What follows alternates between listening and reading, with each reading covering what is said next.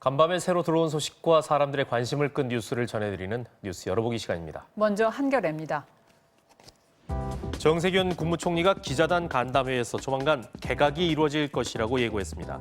이번 인사는 선거에 출마할 뜻이 있거나 정부 출범 때부터 함께해온 장관들을 교체해서 쇄신 분위기를 불어넣고 안정적으로 국정을 운영하기 위한 것이라는데요.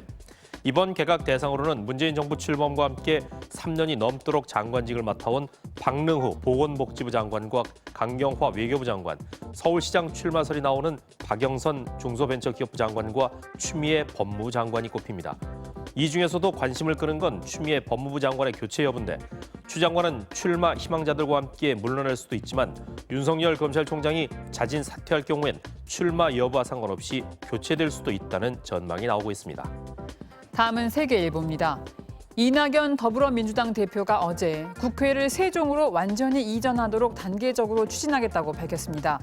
이낙연 대표는 충청권 현장 최고위원회의에서 세종은 국가 균형 발전의 상징이고 충청권의 발전이 대한민국의 발전과 혁신 성장에 기여할 것이라고 강조했는데요. 민주당의 행정수도 완성 TF팀은 국민의힘도 행정수도 이전 논의를 위한 특위 구성에 참여할 것을 촉구하고 나섰습니다. 단장인 우원식 의원은 세종에 국회 분원을 설치하려면 이번 정기국회 때 예산을 결정해야 한다면서 이번 달 안에 국가 균형 발전에 대한 견해를 정리하고 발표할 예정이라고 말했습니다. 서울신문 살펴봅니다. 내일은 평화시장 노동자였던 전태일 열사가 노동 현실을 세상에 알린 지 꼭 50년이 되는 날입니다. 그런데 우리의 노동 환경은 50년 전보다 얼마나 나아졌을까요?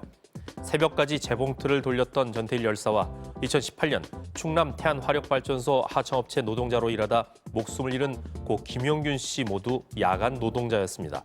뿐만 아니라 올해 1월부터 6월까지 산업재해로 사망한 노동자 1000여 명에 대한 사망 자료를 데이터로 변환시켜보니 이 중에서 최소 148명이 야간 노동자였다는데요.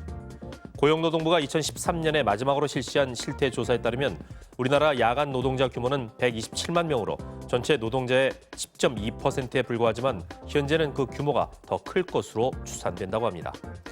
다음은 경향신문입니다. 서울시가 주택 비정상 거래 실태 조사에 나섰습니다. 전월세 상한제를 피하기 위한 이면 계약 등의 꼼수가 실제 주택 시장에 얼마나 퍼져 있는지 확인하겠다는 건데요.